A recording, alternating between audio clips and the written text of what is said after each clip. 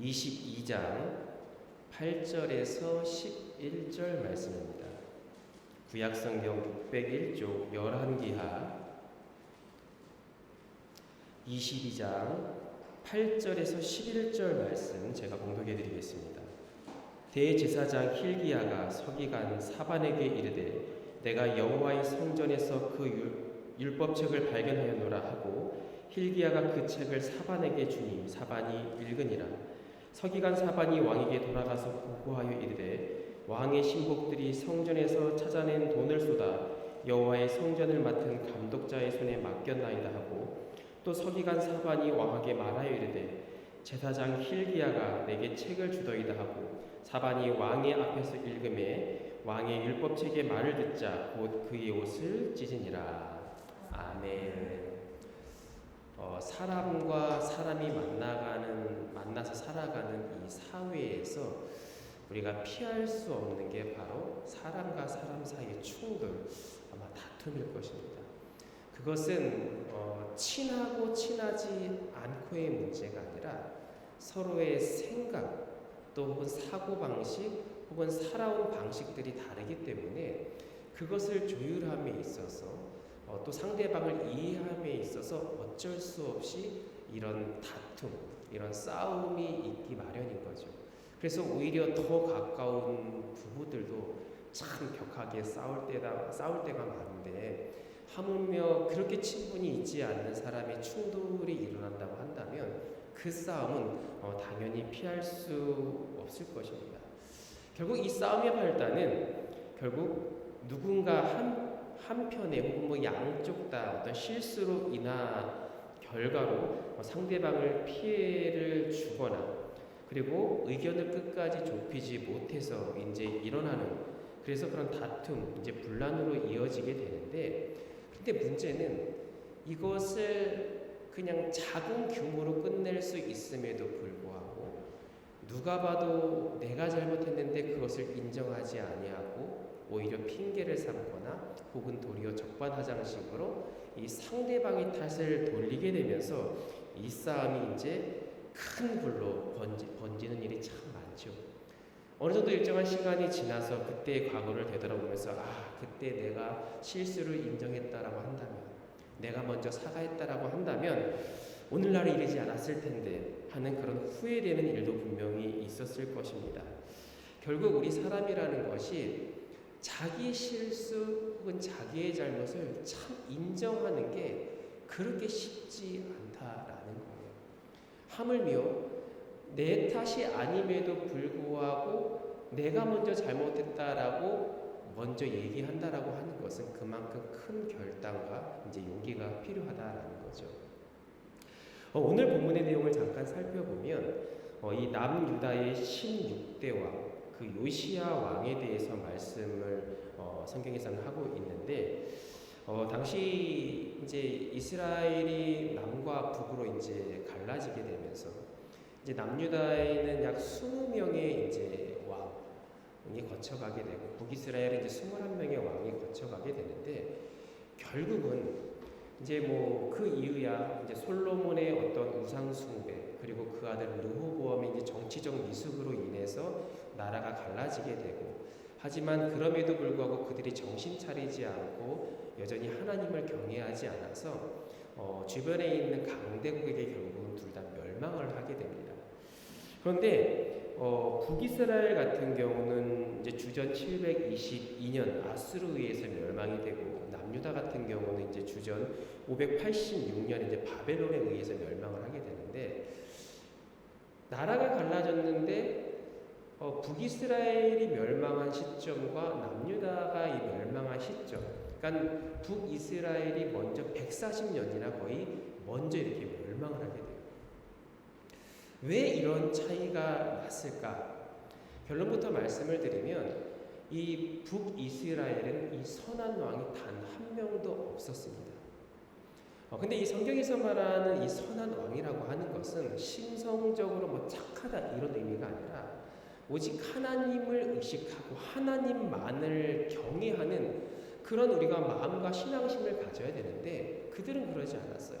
늘 위기 때 혹은 마음이 안정이 되면 딴 데 눈을 돌리게 되고 하나님을 안 믿는 것은 아닌데 하나님을 믿음과 동시에 우상을 섬기게 되고, 또 그 당시에는 주변에 많은 강대국들이 있는데 그들이 믿는 신이 더 강해 보이는 거예요. 그래서 때로는 하나님을 정말 멀리하고 오히려 예배드리는 이 예배당에 많은 우상신들을 모셔놓고 그들이 나름대로 이제 섬기는, 이제 그런 일들 참 자행을 많이 했다라는 거죠. 이것은 남유다도 마찬가지고 북이스라엘도 마찬가지였는데 차이가 있었습니다. 개중에 남유다에서는 그래도 하나님만을 경외하며 여전히 부족하고 실수도 많이 하지만 그래도 하나님을 의식하고 그 예배, 또 하나님만을 섬겨야 되는데 그러지 못한 이스라엘 백성들을 보고 안타까워하면서 우리가 신앙을 회복해야 된다라는 그 운동을 추진했던 몇몇의 왕들이 있었어요. 그래서 그 선한 왕들로 인하여서 이 남유다의 어떤 멸망의 시기가 이제 늦춰진 하나의 이유가 된 것인데, 그 대표적으로 이제 뭐 한 8명 정도의 선한 왕이 있었는데, 뭐 선하다고 해서 하나님 보시기에 뭐 100% 만족했던 왕은 아닙니다. 그래도 엇나가지 않고 늘 하나님 의식하며 살았지만 중간에 실수도 저질렀는데, 그런데 그 중에서 또 2명을 더 꼽으라면, 그러니까 선한 왕 중에도 그나마 더 선한 왕을 이제 뽑으라면 대표적으로 이제 히스기야랑 이제 요시야 왕을 들 수가 있습니다. 그래서 오늘 본문의 이 요시야 왕이 그만큼 하나님께 인정받는 그런 선한 왕이었는데, 자, 왕위로 이 즉위한 지 이제 18년째 되던 해, 그러니까 그때부터 종교개혁을 단행을 하면서 우리가 영적으로 회복을 해야 된다, 영적 부흥운동을 해야 되나 늘 백성들에게 외치고 있던 찰나, 그러니까 얼마나 이전 왕위에서 나라가 피폐되어 있겠습니까? 여전히 자리 잡은 우상들 참 많았겠죠.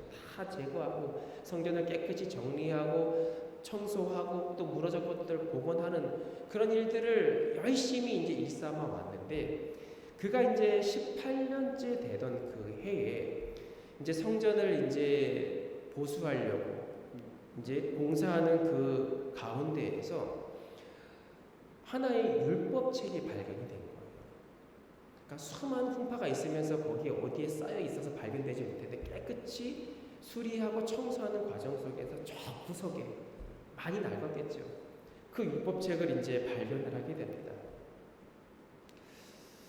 어찌 보면은 오래된 책이 여기 있네 하고 그냥 지나갈 법도 했지만, 나중에 이제 이 보고를 받은, 그리고 그 책을 받은 이 요시야 왕은 그 책을 읽으면서 갑자기 온몸이 격렬하게 반응을 하기 시작합니다.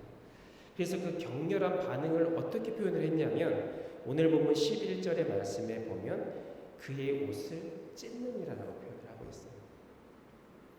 성경에서 이 옷을 종종 찢는다라는 표현이 나오는데, 이것은 극심한 고뇌를 나타내는 표현입니다. 근데 뭐에 대한 극심한 고뇌냐면, 하나님 앞에서 자신의 어떤 부끄러움을 인정하고 회개하면서 하나님, 제가 정말 어리석었습니다. 저를 용서하여 주옵소서. 그런 회개하는 그런 심정으로 극심한 그 마음을 가지고 옷을 찢는 그런 표현. 그래서 이 욥도 환난 중에 그런 있었지만 나중에 옷을 찢음으로 자기의 그런 죄를 이제 회개하는 모습을 엿볼 수가 있는데, 어쨌든 요시야 왕은 그 율법책을 읽고 나서 그동안 하나님의 말씀을 읽고 살았던. 근데 사실은 이거는 요시야 기준일 것 같아요. 이미 앞에도 선한 왕이었고 하나님의 말씀을 의식하며 살아왔지만, 누구에게도 칭찬받아 마땅한 삶이었지만 자기 스스로 되돌아보니까 그래도 나는 하나님 말씀대로 살지 못했어. 그 자신을 하나님 앞에 회개하고 백성들의 모습을 돌아보고 여전히 회심하지 않는 그 백성들의 모습을 돌아보면서 왕인 내가 하나님 앞에 온전하지 않았구나, 그렇게 회개하고 그러면서 눈물을 흘리면서 강력한 영적 이제 개혁 운동으로 이제 나아가게 됩니다. 중요한 것은 요시야 왕이 우연히 발견한 이 율법책을 그냥 흘러보내지 않고 여기에 하나님의 어떤 계획하심과 뜻하심을 깨닫고 그 율법책을 통한 그 감동을 받았다라는 겁니다. 이것이 왜 그럴까요? 바로 늘 영적인 민감함을 지니기 때문입니다. 우리가 매일 말씀을 읽고 우리가 늘 매주마다 예배를 드리는 이유가 바로 그러한 것입니다. 늘 우리가 영적으로 민감하면 하나님께서 그때그때마다 주시는 말씀이 때로는 우리 요시야처럼 옷을 찢을 정도로 우리 자신을 되돌아보게 되고, 예전에는 그냥 읽고 지나갔던 말씀이 오늘 내 마음속에 깊이 박혀서 결단의 계기로 삼는다라는 거예요. 우리는 성경을 알기 위해서, 성경을 지식적으로 얻기 위해서 예배를 드리는 것이 아닙니다. 근데 많은 분들이 성경의 지식을 어느 정도 확보하고 나면 왠지 내가 신앙생활을 잘하고 있고 이 정도 수준에 이르면 더 이상 열심히 필요 없을 것 같다라는 이런 착각에 빠질 때가 참 많이 있어요. 이 성경책이 뭐 얇지는 않지만 우리가 대학교에서 만약에 공부하듯이 이 책을 정말 텍스트 삼아 창세기부터 요한계시록까지 우리가 다 보고 이것을 읽고 분석한다면 한 얼마 정도의 시간이 걸릴까요? 뭐 대학교에 가면은 여러 학점을 들면서 책을 다 합치면 엄청나게 두껍잖아요. 정말 맥시멈 잡아서 한 4년 정도면 이 책을 그래도 어느 정도는 다 파악을 하지 않을까 생각이 듭니다. 근데 여러분들 지금 신앙 경력이 한 몇 년 되십니까? 뭐 짧게는 뭐 1년일 수도 있긴 하겠지만 대부분 10년이 다 넘어가요. 그러면 딱 주보를 보고 말씀 본만 딱 봐도 오늘은 이런 말씀을 하겠구나 알아요. 지식적으로 이미 충만하기 때문에 오히려 제가 모르는 부분을 더 아시고 캐치하는 부분도 분명히 계시다라는 겁니다. 그러니까 성경이 만약에 지식의 전달이 끝난다고 한다면 여러분들은 10년 이상 교회를 다닐 필요가 없어요. 예배를 10년 이상 드릴 필요가 없어요. 근데 그럼에도 불구하고 우리가 신앙생활을 하면서 수없이 접했던 말씀의 본문이라 할지라도 그럼에도 불구하고 우리가 그 말씀을 듣는 이유는 무엇입니까? 딱딱한 지식의 전달이 아니라 하나님의 말씀은 살아있는 말씀이기 때문입니다. 살아있다는 게 여러분들 무엇일까요? 삶의 수많은 변화 속에서 그 말씀에 맞게끔 말씀이 우리의 삶을 찾아온다라는 거예요. 시편 1편의 말씀에 보면은 왜 오직 여호와의 율법을 주야로 묵상하라고 말씀을 할까요? 매일 끊임없이 왜 말씀을 읽으라고 얘기를 할까요? 가까이 하라고 할까요? 오늘은 그냥 지나갈 수 있는 일이지만 밤에 그 똑같이 들었던 그 말씀이 나에게 뜨거움으로 다가올 분명히 그런 하나님의 역사하심이 있기 때문에, 그래서 여러분들 우리가 중요한 것은 늘 영적인 겸손함을 가져야 됩니다. 다 알아가 아니라 하나님은 내가 정말 쉽게 여기는 그 말씀을 가지고 우리를 확실히 깨우치는 하나님의 역사하심이 있다는 사실을 여러분들 기억해야 됩니다. 우리가 여러분들 전도 현장에서도 마찬가지예요. 한국에서 많은 교회들이 이제 전도 현장에 나가잖아요. 그러면서 뭐 물티슈도 뭐 주고 생필품 한때는 막 마스크 막 나눠주고 막 그랬는데, 근데 여러분들 참 교회에서 이 전도하면서 투자하고 지출 대비 얻는 이익이라고 표현하기는 그렇지만 가장 비효율적이 아닌가 생각이 듭니다. 만약에 기업으로 따졌으면 이미 접어야 됐어요. 왜? 전도용품하고 많은 사람들이 많이 동원이 되지만 그거에 비해서 얻는 열매가 상당히 약하거든요. 그러니까 기업은 이건 안 된다, 마이너스다, 이거 할 필요 없다라고 적어야 될 거예요.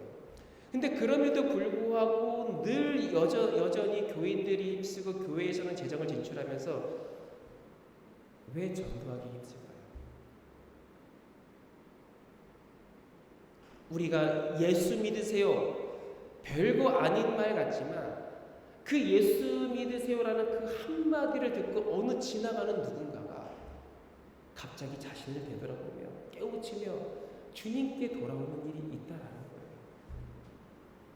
한 영혼을 천하보다 귀히 여긴다라는 이 하나님의 마음이 그렇다라는 거예요.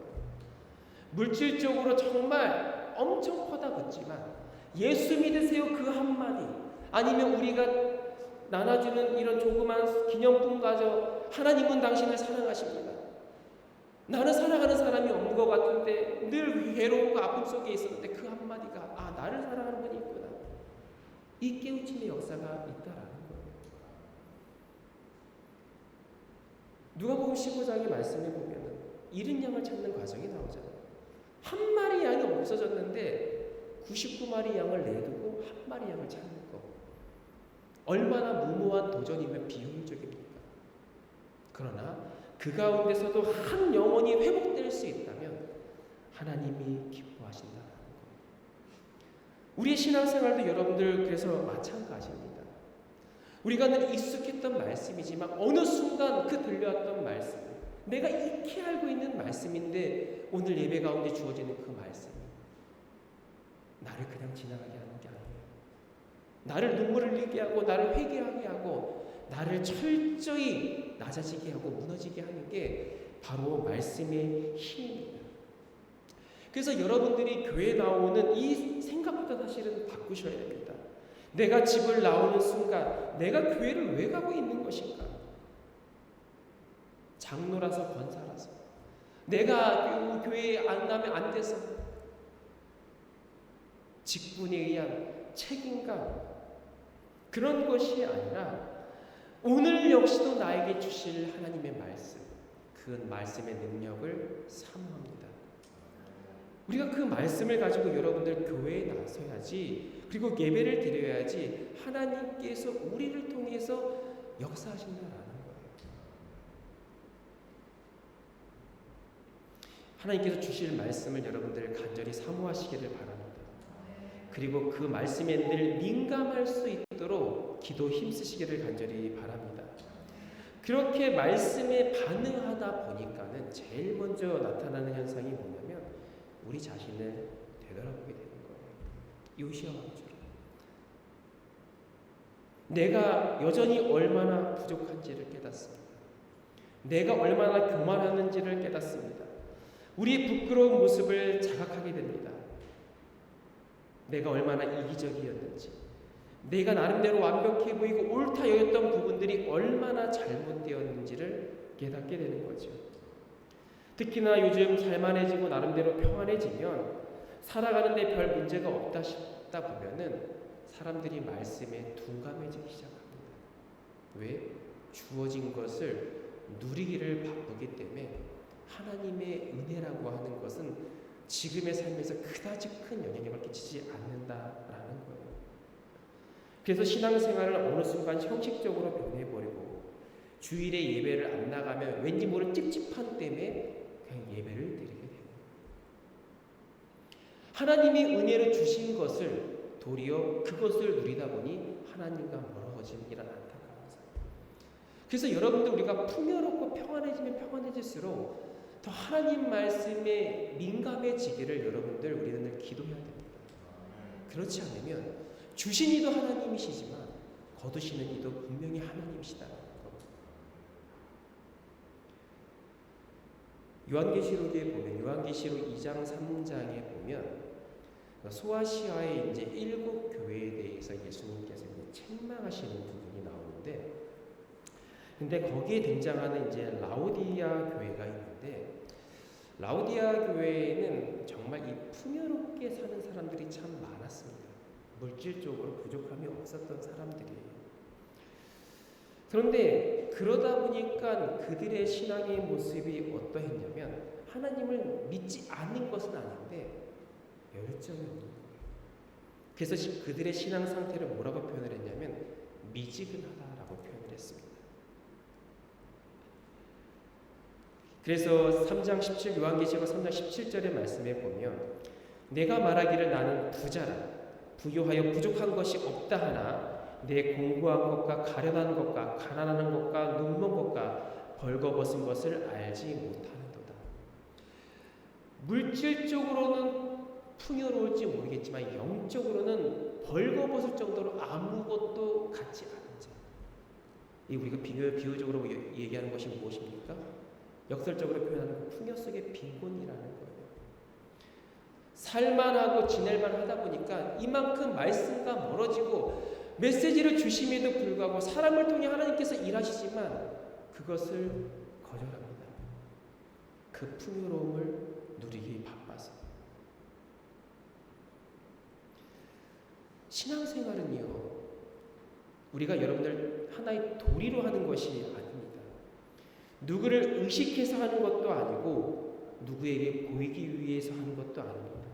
신앙생활의 가장 1순위는 바로 우리 자신과 하나님과의 온전한 관계를 유지하기 위한 몸부림이 바로 우리의 신앙생활이 되어야 하는데, 우리는 그런 하나님과의 관계보다는 사람과의 관계를 우선시 생각하고 또 나의 필요를 얻기 위한 수단으로 신앙생활을 할 때가 너무나도 많다라는 겁니다. 여러분들 신앙생활 잘하고 있습니까? 라는 이러한 질문을 던졌을 때 여러분들의 마음의 대답은 무엇입니까? 그래도 나름대로 주의를 잘 성수하면서 목사님 말씀에 순종하고 또 교회 헌신자고 땀 뻘뻘 흘리면서 이 정도 하는 거면 그래도 중간 이상은 하지 않나. 또 이 해외에 살아가다 보면 신앙적으로 참 무너질 일이 많은데 그래도 이렇게 열심적으로 교회를 지키기에 힘쓰고 예배를 늘 드리기에 우선순위를 하나님께 둔다라는 것, 물론 그것으로 인해서 나름대로 그래도 이 정도면 어느 정도는 하지 않나 이러한 생각을 할 수 있을 것입니다. 그런데 우리가 이 신앙생활을 잘한다라는 사실은 이 답을 얻기 위해서는 사실 하나님이 인정하시는 삶이 되어야 되거든요. 하나님이 기뻐하시는 삶이 되어야 되는데, 근데 우리가 신앙생활을 잘한다라는 답을 얻는 과정은 뭐냐면 주로 다른 사람을 바라보면서 상대적으로 낫다라는 의미로 우리 신앙생활을 평가할 때가 참 많다라는 거예요. 내가 누구보다도 그래도 더 잘났지. 이 정도면 남들은 이렇게 하지 못하는데, 이렇게 열악한 환경에서도 11조 꼬박꼬박 드리는 남들은 내지 못하고, 남들은 바쁘다 다양한 이유로 예배에 빠질 때도 있는데 나는 한 번도 안 빠지고, 다른 사람의 기준이 나의 신앙생활을 잘하는 답으로 얻는 과정으로 삼는다라는 거예요. 그러나 여러분들 우리의 신앙을 판단할 때는 바로 말씀이 기준이 되어야 됩니다. 말씀을 통해서 우리 자신을 바라봐야 됩니다. 요시야 왕이요, 누가 봐도 인정받는 왕이었어요. 하나님도 선하다고 얘기를 했는데 여태까지 이전 왕은 그런 왕이 별로 없었어요. 그래서 나라가 피폐해지고 신앙적으로 영적으로 다 무너졌어요. 이 정도면 요시야 왕은 칭찬받아 마땅해요. 그러면 그런 소리를 듣다 보면 어깨가 이렇게 쓱 올라가면서 자신도 모르게 교만해질 수 있겠죠. 근데 그렇게 사람들에게 칭송받았던 요시야 왕이 말씀을 발견하고 율법책을 읽고 보니까 옷을 찢으면서 눈물이 나는 거예요. 회개하기 시작한 거예요. 왜? 그동안 자신의 비교 대상은 이전 왕이었고, 이전 왕이 하지 못한 거 내가 했다. 이전 왕이 다 무너뜨리고 쓰러뜨렸던 거 내가 세웠다. 이 정도면 나는 잘하고 있는 거야. 근데 하나님 말씀에 비추어 보니까 여전히 자신은 부족한 거예요. 여전히 죄덩어리인 거예요. 그러면서 자기 자신도 모르게 교만했던 그 마음을 떠올리니까 하나님 앞에 너무나도 부끄러운 겁니다. 그래요. 여러분들 주변에 있는 사람들보다 더 나은 신앙생활을 우리는 할 수는 있을 거예요. 그러면서 나름대로 이렇게 하면 돼, 이 정도만 하면 돼 스스로 위안 삼을 수 있지만 더 냉정하게 하나님 말씀을 기준으로 봤을 때 여러분들 온전한 신앙생활을 하고 계십니까? 정말 잘했다라고 여러분들 자부하실 수 있을까요?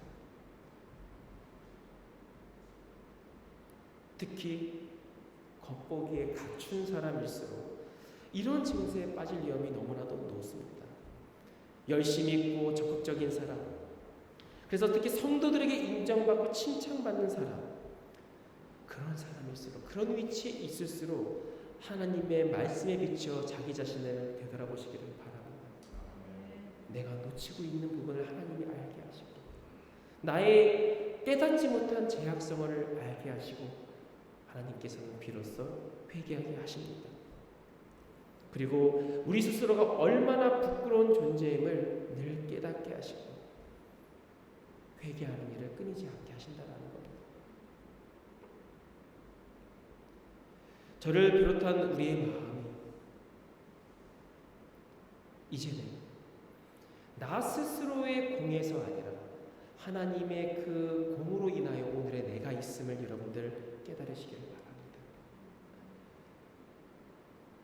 그리고 그동안 내가 지금 삶의 모든 문제들과 그 원인들이 나의 실수, 나의 탓이 아니라 남 탓으로 돌리고 환경 탓으로 돌림으로 인하여 나의 모든 관계가 깨어지고 나의 형편이 어려워졌던 그 이유로 삼았다고 한다면 이제는 우리 자신을 먼저 되돌아봐야 돼요. 코로나로 인해서 경제적인 심각한 피해를 입은 사람들이 얼마나 많이 있습니까?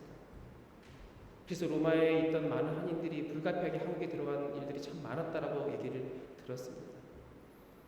또 나는 정말 온전히 착하게 잘 살았다고 했는데 예기치 못한 다툼이 생기는 거예요.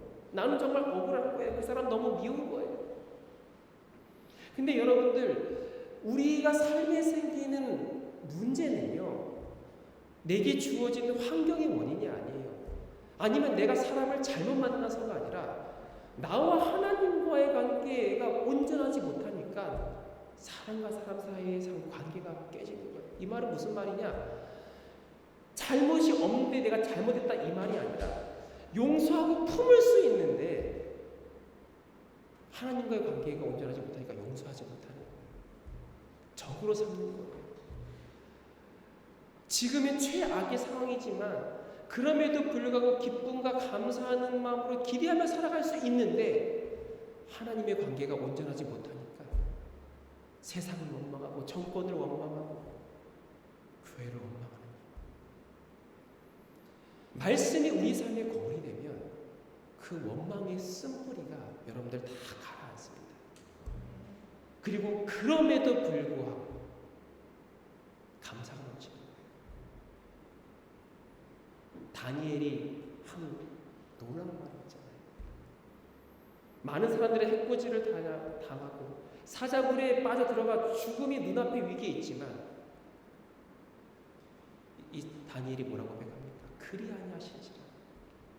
설령 내가 원하는 대로 되지 않는다 할지라도 그래도 나는 감사할 것이다. 이것이 바로 말씀 앞에 바로 선 자가 할 수 있는 고백임을 여러분들 기억하시기를 바랍니다. 지금도 우리들 마음에 있는 찔림과 자극되는 부끄러움이 있을 수도 있어요. 그러나 여러분들, 그렇다고 해서 말씀이요, 우리의 삶을 바라보게 되면 우리의 연약함을 알게 되지만 이것은 어떤 우리의 정죄하기 위한 것이 사실은 아니에요. 아, 나 연약합니다. 아, 이전에 제가 떠올랐습니다. 아, 제가 이렇게 형편없는 사람입니다. 자각에서 끝나는 것이 아니라 결국은 자각감을 통해서 우리가 하나님 앞에 나아갈 수 있고 그것을 통해서 우리가 하나님 말씀을 통해서 회복의 도구로 사용된다라는 거예요. 그러니까 결국 하나님의 말씀의 목적은요, 너 잘못했어가 아니에요. 너 잘못했지만 예수 그리스도의 은혜로 회복될 수 있어. 이것이 말씀의 원리거든요. 우리 말씀 하나 찾아보기를 원합니다. 히브리서 12장 2절 말씀인데 신약 366쪽에 있습니다. 히브리서 12장 2절 말씀입니다. 히브리서 12장 2절 말씀 한 목소리로 읽겠습니다. 시작. 믿음의 주여 또 온전하게 하시는 이 예수를 바라보자. 그는 그 앞에 있는 기쁨을 위하여 십자가를 참으사 부끄러움을 개의치 아니하시더니 하나님 보좌 우편에 앉으셨느니라. 아멘. 그래요. 하나님의 말씀을 읽다 보니까 이제 깨달은 거예요. 아, 내가 정말 형편없는 사람이었고 나름대로 완전한 줄 알았는데 실수투성이었고 죄악덩어리였고, 근데 정죄에서 끝나는 것이 아니라 그때 우리가 해야 될 것은 뭐냐면 조금 전에 읽은 말씀처럼 예수님을 바라봐야 됩니다. 그 우리의 부끄러움을 개의치 않으신대요. 그러니까 우리의 부끄러움의 상태로 두는 게 아니라 우리를 회복해 하신다는 거예요. 그것이 바로 십자가의 여러분들 능력임을 기억하시기를 바랍니다. 제가 말씀을 정리하겠습니다. 히브리서 기사는 예수님의 십자가 사건을 우리의 부끄러움을 대신 담당하신 사건으로 설명을 하고 있습니다. 그렇기 때문에 여전히 부족하고 부끄러움 많은 제가 이 자리에서 여러분들에게 설교를 할 수 있는 것입니다.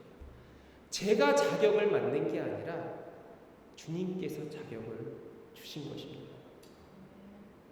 그래서 여러분들이 직분을 받는 것이고 사용할 수 있는 것입니다. 절대적인 자격이 아니라 예수님께서 우리의 부끄러움을 담당하셨고 앞으로 담당하시기 때문에 그렇습니다. 우리 부끄러움을 자각하지 못하고 숨기고 고백하지 못한다고 한다면 오늘 요시야가 하나님 말씀에 민감하게 반응해서 잘하고 있는 줄 알았는데 하나님 말씀에 반응하다 보니 여전히 부끄러운 존재임을 깨닫고 한 발자국 더 나아가 예수님을 바라보기를 바랍니다. 그동안 나의 삶의 불행의 이유를 누구 탓 돌렸다고 한다면 이제는 하나님 앞에 바로 서지 못한 우리 자신의 탓을 돌리시길 바랍니다. 하지만 거기서 끝나는 것입니다. 하나님 말씀에 회복하시는 그 능력을 경험함을 통하여 우리를 온전하게 만드시는 그 하나님의 은혜를 경험할 수 있는 우리 모두가 될 수 있기를 주의 이름으로 간절히 소망합니다.